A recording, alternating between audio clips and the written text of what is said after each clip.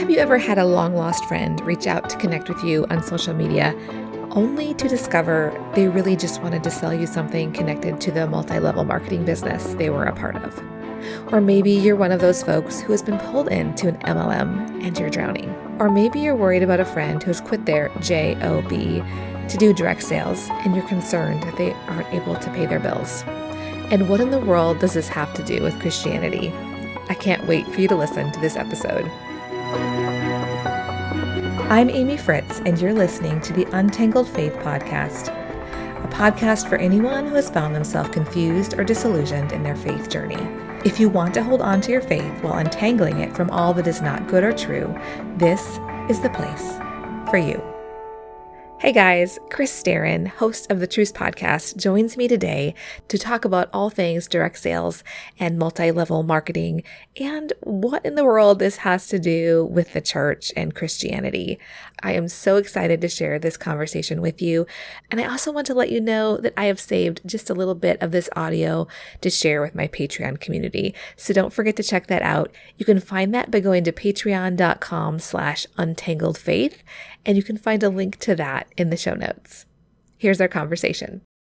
Chris, I am thrilled to have you on the Untangled Faith podcast. My listeners, if they do not know who you are going to be really happy to meet you. I hope so. I met you at Podcast Movement in person for the first time, but I've known who you are for a little while because you're a little bit of a legend in the Christian Podcasters Association. There's a million podcasts out in the world, well, give or take. I'm sure there's this, that's not the specific number. But like you really, like, this is a real thing for you. Mm-hmm. You take it very seriously. Yeah. And not like everybody has to take their podcast really seriously, but you consider yourself a journalist and you do a lot of research, a lot of editing, a lot of work goes into the podcast that you put out, and your podcast is called Truth. That's right. Mm-hmm. Tell us a little bit about it. Truce is a history show that looks inside the Christian church to figure out how we got where we are, why everybody's so angry, and how we can do better. And it's a nonpartisan show. Last season was looking into this kind of gigantic question, which was like, how did fundamentalism get started? And then next season, season 6, will, God willing, be about how did so many evangelicals get tied to the Republican Party? So it's very heavy. We get into a lot of things, but I try to make it light and easy so that really anybody can pick it up, and hopefully every side has something to think about. So if you were going to tell me about your listener, are you telling me this is not made for like the PhD person that is like deep in the end note? Right. And I get notes from people sometimes who get like a little cranky, like, why did you use this silly voice or do this silly thing? It's because I want it to be accessible to normal people. And, if you went to seminary, great. The show may not be for you. It might, but it's really meant for the average person who's trying to figure out how did we get to where we are? Yeah. And how can we talk about this in an environment that is not just people shouting at each other? Yeah. And I think that is so important right now. Yeah. Some people really are resistant to these conversations because they've seen it turn into shouting. Yeah. It makes them feel uncomfortable. And I think it's really hard to really take an honest look at things. Yeah. Especially if it's communities that we are a part of. It can be really hard to, hold things with an open hand and be like, okay, all right, I love this thing. It has formed me. I have been swimming in the waters of this. I love that you're like, okay, we're going to acknowledge that we're in this water and we're going to learn a little bit about it because it forms us. Does that sound right? It really does. And we tend to pull in things that sound really good, that might be very good, but we try to put this like Christian sheen on them. So I had a roommate years ago who loved CrossFit, and his church was involved in it. And one of the leaders of the CrossFit was in his small group. And so he would come home and tell me that CrossFit is biblical. And I'm like, no, the Bible has nothing to say about CrossFit. And he's like, no, this is biblical. You should be coming. Like, you are backsliding if you're not doing CrossFit. It's like, that doesn't make any sense at all. It's like, you have something that you like and it's good for you. And yes, the Bible tells us to take care of our body, but it says nothing about CrossFit, good or bad. But yet, because he loved it so much and because it was part of his church, it became in his mind biblical or be a Christian thing, Yeah. even though really the Bible has nothing to say about that. Christianity really doesn't have much to say about CrossFit at all. Yeah. But we do that with all sorts of things. That's just sort of a benign example, but we do that Although with I lots of can, things. Chris, I can imagine the T-shirts that have been made I'm sure. that that are a riff on CrossFit.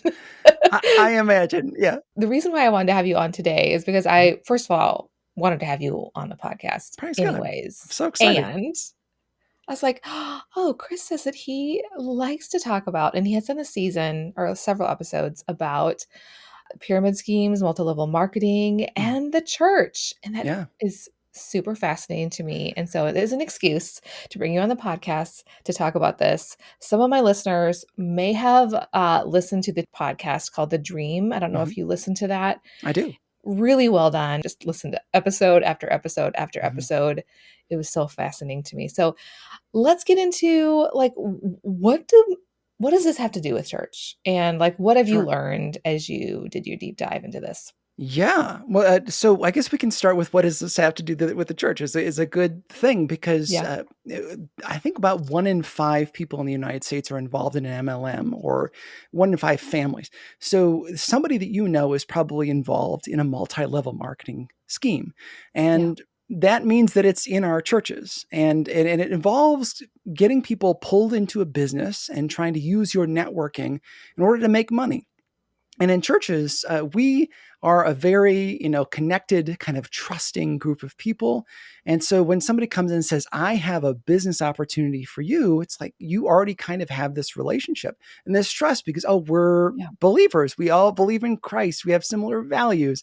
But unfortunately, like 99.9% of the people, according to the FTC, who get involved in a multi-level marketing scheme will lose money. So Yeah. that's an obscene number.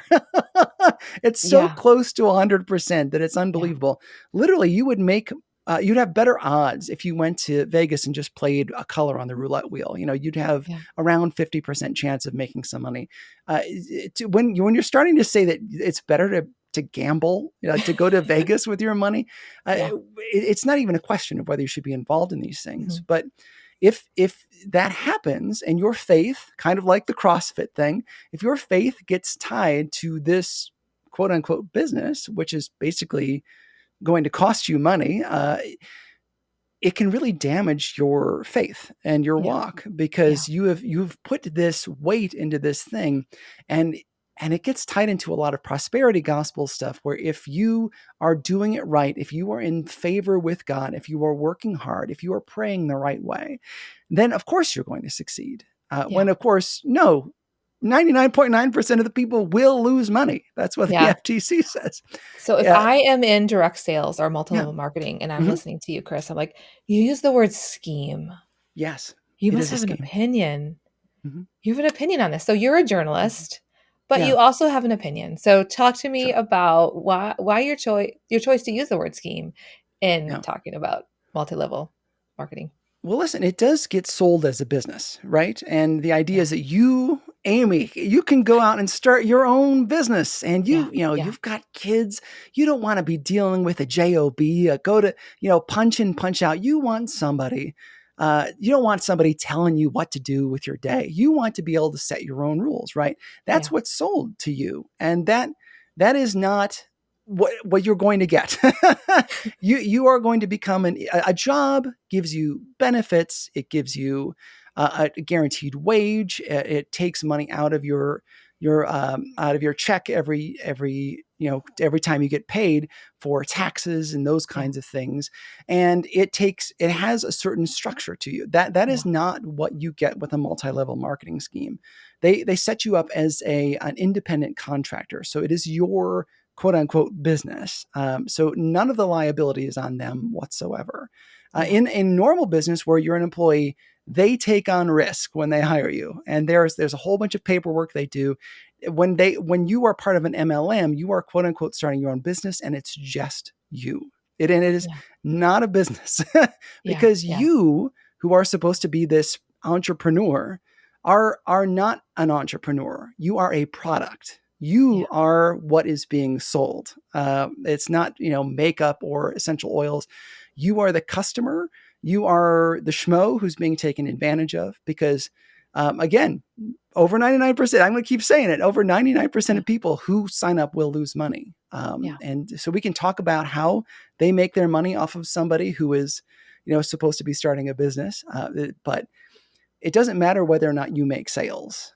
What Yeah. matters is that you get involved and you pay the money. That Yeah. is not a job. That is not a business. It is you being taken advantage of. And that's why it's a scheme. Yeah. Thank you for clarifying that. And Sure. I have to say, I'm with you. I'm with you on it. I have seen, and one thing that I wanted to ask you about is Sure. that there are a lot of these that market themselves, particularly to people of faith, marketed towards Christian women. And so Yeah. tell me what that looks like and what you've seen. Oh, absolutely. Well, I mean, we as Christians are a great target. Actually, any religious person, Mormons especially. Yeah. That's why. Well, there are a number of reasons why a number of MLMs are housed or started in have their corporate offices in Utah Yeah. because they're targeting Mormons. And if you drive through Salt Lake City, you can see a lot of them, or Idaho Falls, Idaho. And we know people. That's the main advantage of going after religious people because every week, or maybe multiple times a week, we're surrounded by people who trust us, who know Yeah. us. And so getting into that is wonderful because a secular person may know people at work, they might know people who are friends, or maybe they're part of a class or a bowling league or something, but they don't probably have the same number of network connections that we do. As far as like a Christian, you're around perhaps hundreds or even thousands of people who trust you, who may Yeah. know you because you are, you're an elder or you're the pastor or, you teach Sunday school or something like that. And so they take advantage of those connections. And it's hard to say, it's hard to just straight up condemn the people who run these things Yeah. because a lot of it, again, comes from sort of health and wealth gospel Yeah. mindsets that they might have gone in believing, hey, look, I'm at the top of this organization and I made X number of millions of dollars starting my Christian uh, pyramid scheme. Oh, excuse Yeah. me. I'm not supposed to use that word. Yeah. Yeah. MLM. Yes. I made it. So can anybody else who works hard. Well, no, because the system is set up so that people will lose money. And it's only the Right. people at the top because the money flows up to the people at the top. And the lower and lower Yeah. you get onto the pyramid, the harder it is for you to actually make money. Yeah. And then, I mean, and the that, math yeah, plays it out, right? I the mean, math plays it out. you've seen the math on it. I don't know what it is, but like Yeah. the argument that if everybody just gets so many people, then Yeah. it's fine, but there aren't that many people. There aren't. And should we explain what an MLM is first? Yes, let's talk about that. Yeah. Tell us what an MLM is. Sure. Okay. So, if you're going to buy a product, where do you normally get your soap? I go to Walmart or Kroger probably. Yeah, you go to a store. You go to a store, you Yeah. pick up soap because you're already there. You're, getting food or clothing or whatever it is you get for your family. And now the MLM model, the multi-level marketing or direct sales is another term. What that is essentially taking that model and breaking it up. So it's like if I want essential oils, I know that I can go to Amy for those. And if I want soap, I can go to Chris. Or if I want vitamins, I go to this other person. Your friends, ideally, in the way that it's sold, become the store. And Yeah. so if they can have a party, they can have a get together, or you can just have a relationship. And what you're sold is every time they want new vitamins or whatever, they will come to you for vitamins.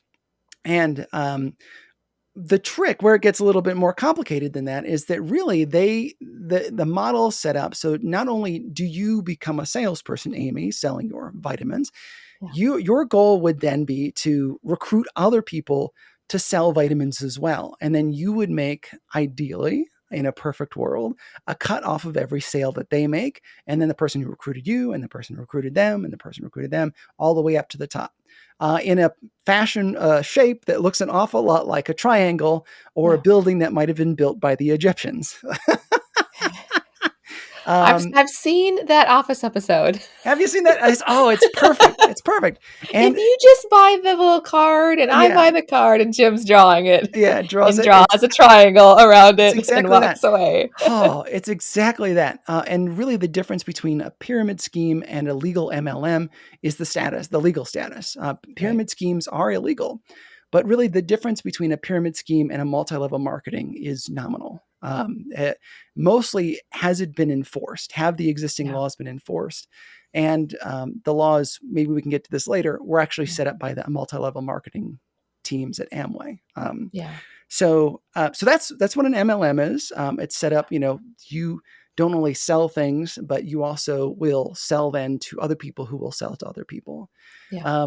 That, of course, sounds very nice. It's inconvenient as all get out. I mean, Yeah, it why? is inconvenient. Like, Yeah, I just wanna go buy soap. I like my friend Susie, but I yeah. don't like, when I'm running out of soap, I don't wanna have to go to her and order it through her. No, of course not, because you're already at a grocery store or at Yeah, Walmart where you yeah, can get that stuff. And that's one of the interesting myths, by the way, is that you, at Amy, selling your vitamins, yeah, can compete with the biggest retailers in the world. yeah, And often you're fed the line that the product that you're selling, your vitamins are superior to the vitamins you can get at any store. yeah, When in fact, of course, vitamins aren't even regulated by the Food and Drug Administration. There's no real testing mechanism for that, which is why vitamins make the perfect MLM thing to be sold, because they aren't regulated, they aren't tested. There's nobody checking those claims. mhm, So anyway, so that's getting excited. The yeah, So that's how you get into it. So Amy, if yeah, you are selling vitamins in your town, you and these things tend to aim at women. They tend to aim at moms who are maybe staying at home. I can do it on Um, the side. do it on the Well, wait, yeah, side. yeah, Although you have to treat it like a full-time business. And by the way, yeah, some of the same language is used in podcasting. I don't know if you've noticed, they yep, carry the same stuff over to podcasting, yeah, where yeah. you can make a fortune in podcasting if you just follow these simple rules. And Let's talk about that. do you want to No, maybe we can circle back to circle that. back? We'll circle back. Anyway, Yeah, so spoiler. you've got this vitamin business, and you're Yeah, going out and you're going to sell things. And yes, 99% of people lose money, and that it is stated it should be stated in their yeah, paperwork that you get, that your chances are that you're going to lose money in this thing. But the print is so small, and who reads that stuff anyway? yeah, So there are some hindrances, and so there's this myth in the multi-level marketing world called the endless chain, and you can see this if you listen to some of their rah-rah speeches when they get yeah, together yeah, in big arenas, that the market for our product is endless. It's endless. There's always going to be people, and of course, you and I know, because we're thinking human beings, and yeah, we have time to calm down. That can't possibly be true, because there's a finite number of people on the planet. yeah, yeah, yeah. Right. I mean, And so, also, there are some people that aren't old enough to spend money. right. Or you don't speak the language of the people who are going to be selling, which is true for most of the Most world. of the world, yes, right, Does not speak your language, or you don't have right, a connection with the right. vast majority of people in the world. But the idea that they have for this endless chain is that if I go out and I recruit 5 of my friends, and then they recruit 5 of their friends, in just 13 iterations of that, you will have exceeded the population of the entire world in just 13 iterations of people telling their friends. Uh, in fact, in 2017, Amway released their own numbers that there were so many just Amway salespeople in the United States that there were only 153 U.S. households per salesperson, not 153 interested individual people, 153 total households per Wow. salesperson in Amway. That And was all that's available, that's and all not that's every one available. of them wants to sign up. Yeah. No, that's the other thing. And it's Or has any money. yes, and I'm for a lot of people that this preys on is also people in small towns. So Mm, you get into that problem of, yes, I recruit Amy. And then Amy goes out and is also selling in our small town. The problem is if I get Amy selling, vitamins, I just cut my market in half, like the number of people that I could possibly sell to in half. And every person that we then recruit becomes somebody else who cuts our market. Yeah. And chances are, if Amy and I go to the same church, let's say, which we don't because we don't even live in the same state, but if we went to the same church, we would be pitching the same people. I probably know a lot of the same people. I would know that the same number of people or some of the same people that Amy does. So we're going to be kind of bumping up against each other. So I have friends who are involved in multi-level marketing stuff and actually who give money to Truce and who support the show, even though they know that I don't agree with how they make their money. But they're still involved in it, and they've had to cross state lines and things. They have to travel far in order to try to find people who are not already involved in whatever marketing MLM scheme that they're involved in. So the math itself doesn't work out. And so do you know what the federal minimum wage is? I don't. No? Did you ever work for minimum wage or for a job? Do you Well, remember like what your the first first job, job I what you had, made? I think was less than minimum wage because I wasn't even 16 yet, and I was Yeah. working for my dad.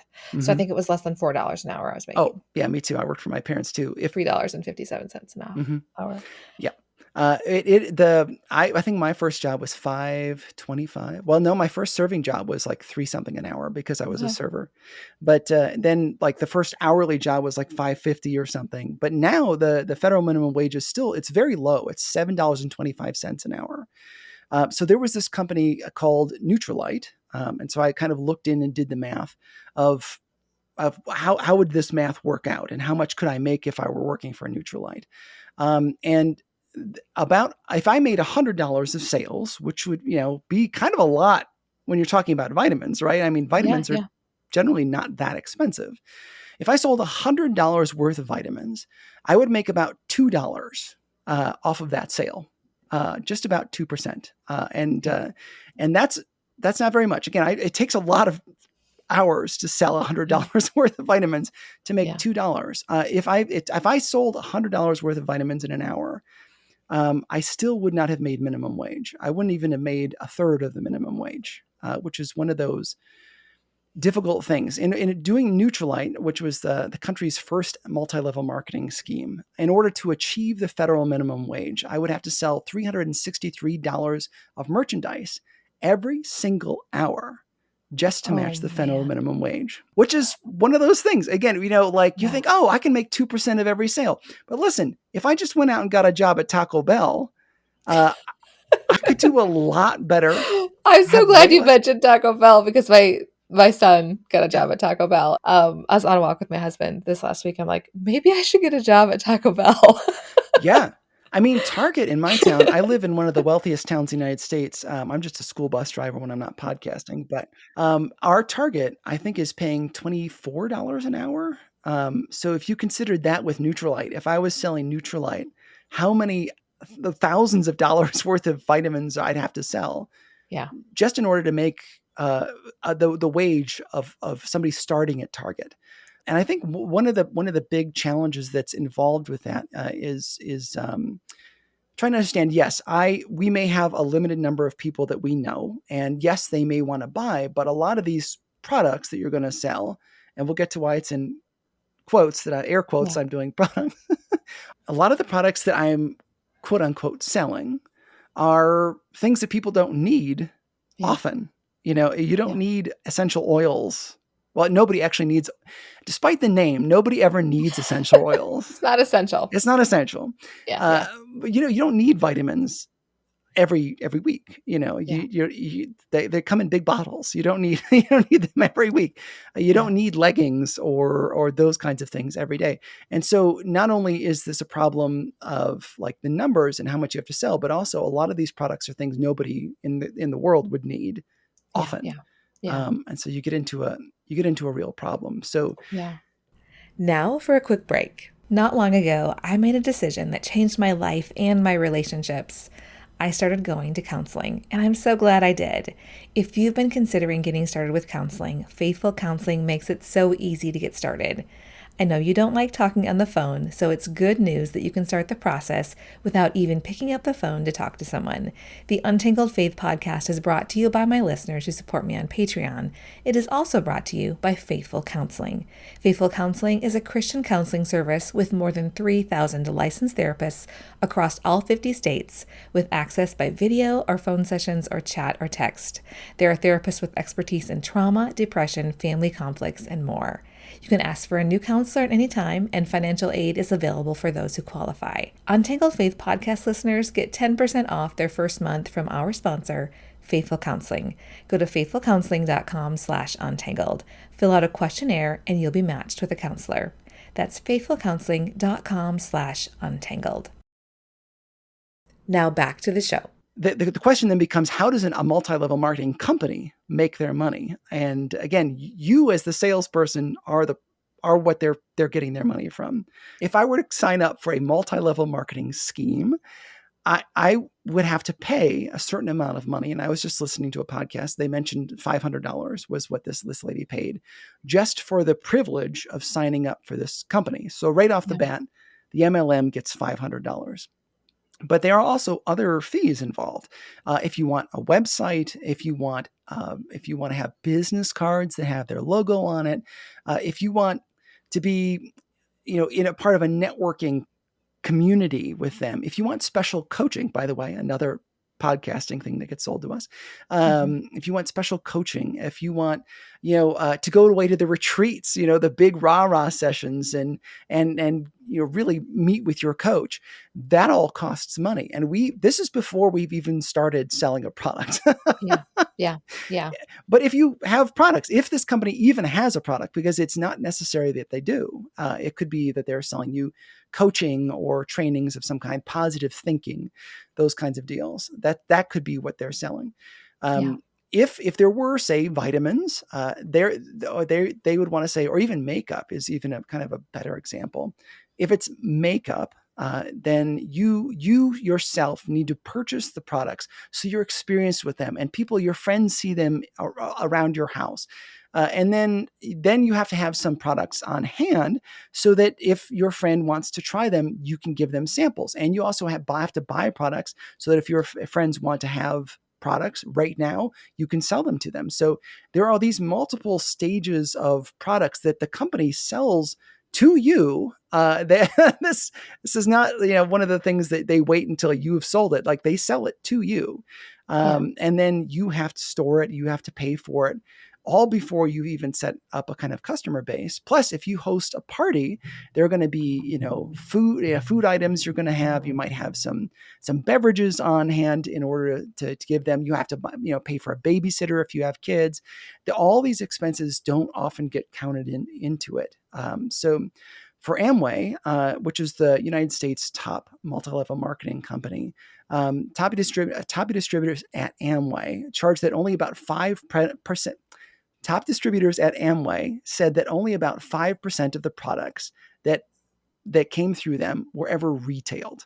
In other words, only about 5% of the products ever went to somebody who was not an Amway salesperson. 95% went to people who were Amway salespeople. And this is and Amway itself claimed that the number was closer to 18%. But that's still an obscene amount of people of products that are going to the people who are selling supposedly Amway.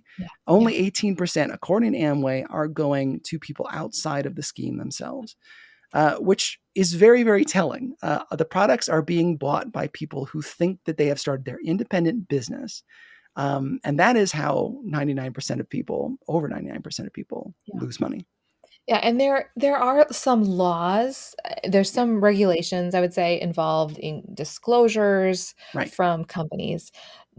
Now, I think part of the problem is that when somebody's interested in starting something, they're not super interested in digging real deep, and Right? they don't make it super easy No, who reads fine print? necessarily to find all of that. I mean, and like you said, if the person that is recruiting you for this is somebody in your faith community, Right. you're gonna give them the benefit of the doubt a lot of times. Yeah. And I think that is one reason why this conversation is important, is because there's so many people involved in it. It does overlap with our churches. We trust people, that we worship with, that are in our Bible studies with us, that are our, community group leaders, our elders, and we think, if they say it is a good deal, Must be it, true. it must be true. Yeah. And so I want to ask you about that. Like, tell me about, like, what do you feel like is the responsibility for a believer when they are involved in a direct sales company and they're Mhm. trying to sell it to others? Um, how is there a way to do it ethically? Like, how is there? And if there is, how? Tell me your thoughts on that. I'd say there isn't. Okay, And I why? know that there could be pushback on that. But one of the sort of dark under underlying themes of this is that, yeah, I mean, yes, people do make money on this. Yeah. It's not very much money. They can. I have friends who do this kind of thing and give money to help my podcast, and they would probably be upset if I said that they are perpetuating a scheme that is going to hurt their friends.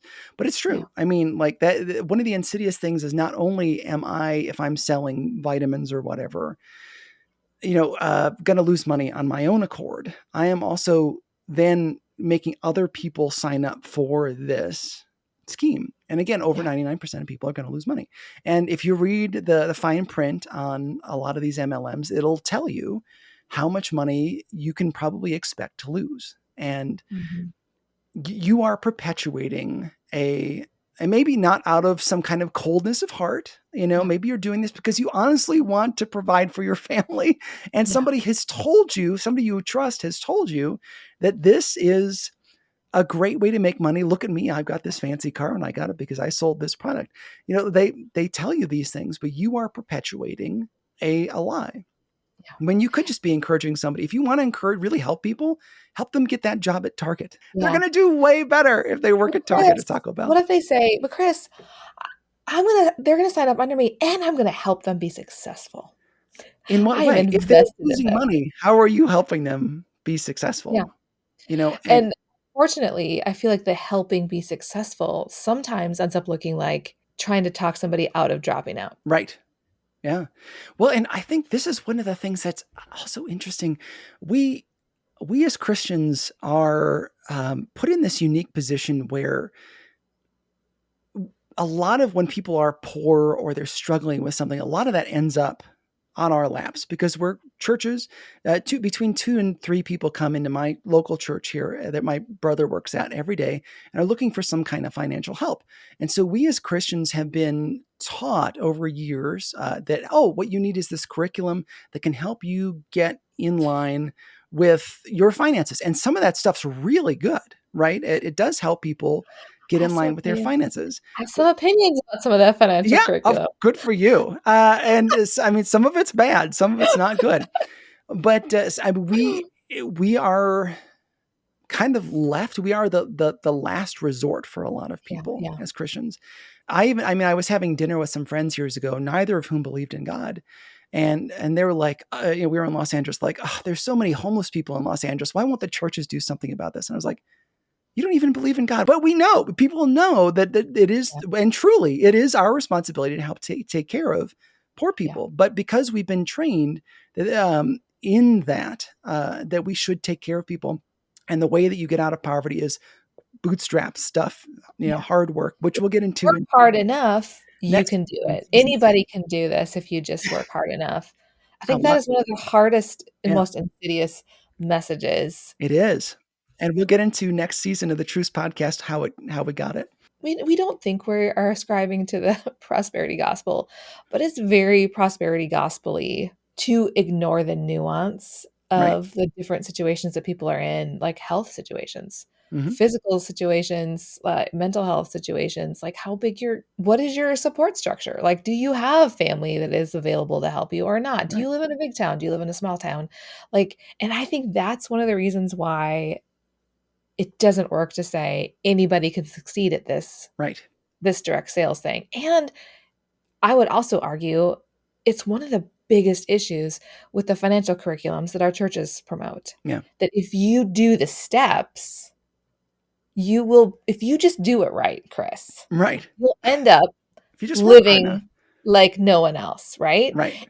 And that also says if you're not succeeding, quote unquote, you must be doing it wrong. Yeah. It must be your fault. Right. It couldn't be It's that not the market ours. fell, the housing market fell, or you lost your job, or you got injured, or yeah. I mean, that's all prosperity gospel stuff. And but it's in there. The prosperity gospel is very much a part of it. And part of it is because yes, there are lazy people who take advantage of the system and who come to our churches, who come to Christians, and who make us feel guilty for not Yeah. helping them or enabling them really in Yeah. their process. So we end up in this dichotomy where I got rich because I did everything right, and you must be one of those poor people who didn't work hard, and Yeah. that's why you are the way you are. And yes, some people are that way because that's how they Yeah. got the way.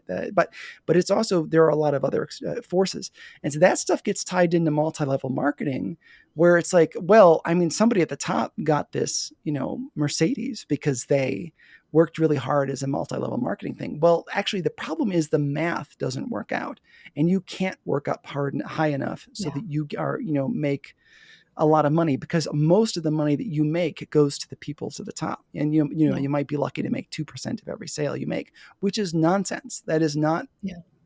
a real business. And it's That not the yeah, freedom that was sold to you. no, it's not the freedom that was sold to you. Um, And I mean, if we care about our integrity as believers, I think we yeah, really need to be careful in how we promote these things, that right. what we are saying is true. It's Because true. if it isn't, why should people believe us about the gospel? That's that's the main thing. I mean, because we have a legitimate we have the great news. We have the good news of the gospel that Christ died for your sins, and that if you trust in Him, you can be saved and forgiven of your sins.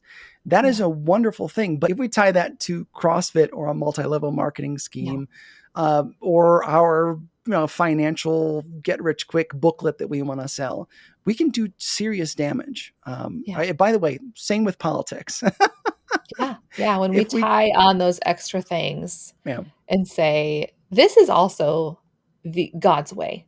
Right. God's way for money, God's way for voting. Right. We better be darn sure it is. Most of the time it's not. And a lot of it again comes from good motivations. Yeah. We want people to hear the gospel. We want, our kids to go to good schools, those kinds of things. We want, Yeah. provide financial stability for people.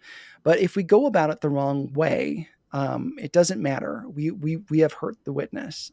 As I said at the end of last season, we are to be a people of the means and not the ends. So we're often Mm. here that, the ends justify the means. We can do whatever it takes in order to achieve our specific goal. I think that really we as Christians, if you read the Bible for sure, you'll see we're going to be judged by the way that we do things. Yeah. How Uh, we get there matters. how we get there really matters. In fact, we aren't really even commanded to get there. We aren't really commanded to be successful or rich or to have a big audience or any of those things. We're commanded to live pure and holy lives, to not Yeah. lie to people by saying, "Oh yeah, I got this Mercedes because I worked in my MLM," when in fact I'm in terrible debt. Yeah. That kind of stuff is not a Christian thing. And the thing I think is so sad for me is that people lose community They do. when they really, really push their products on other people. Hmm. And because people feel like pressured, they don't want to be about it. They don't want to have somebody just randomly dropping them messages in their friending them on Facebook out of nowhere. And then you find out it's just because they wanted to sell you a product. Right. It Yeah. feels gross. And then if that's all you're posting about, if that's all you're talking about, people will pull back from you. Like Of your course. real life friends will pull back from you. And then you end up, the community you have left are the ones that are making money off of you. Right. When it puts a lot of stress on family as well. Yeah. Your parents, your neighbors, your spouse, your Yeah. kids, because all they ever hear you doing is talking about this business and Yeah. not trying to build a genuine community for Mhm. people who don't owe you anything.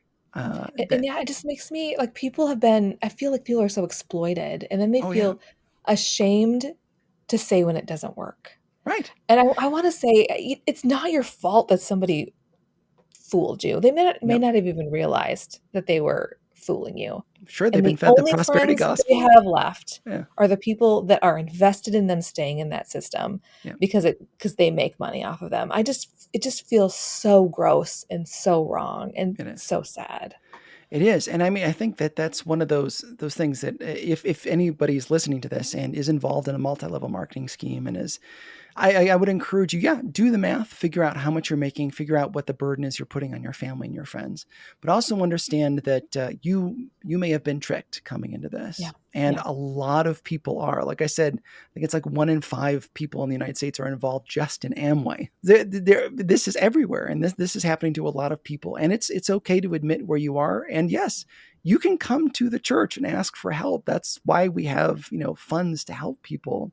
Yeah. We actually in my church have a specific fund set aside that we raise every year just to be able to help people who Yeah. need help. And I generally recommend like put together a spreadsheet of your finances, see where you are, and figure out where the money is actually going, where it's coming from. Because again, Yeah. in MLM, you might be Don't be getting afraid to sit down and do the math. I think people are no, afraid. They're just like, I yeah, don't even want to do it. Even podcast world, people are like, yeah, I don't want to know. I'm like, well, I have a spreadsheet. yeah, And it shows like operating expenses. And I know exactly how much in the red it is right, as opposed to like what I budgeted and what came in. right, Like, and this is how much I need to put aside for taxes. And this much is, I have to know yeah, because you can't make good decisions if you just close your eyes to it. Like, no, maybe it's just a hobby for you and you're able to fund it based on another income that's coming into your family.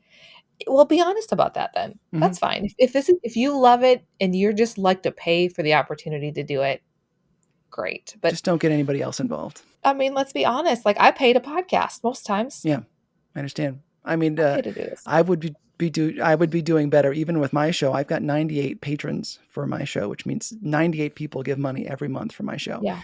and Mhm. I would be making more money working at Taco Bell. But Yeah. I do Truce as a ministry, and Yeah. that's why I do it. And I would like to do it full time someday, but I'm not there. And but I Right. have also come to the point where I realize that it's a bit of a black hole.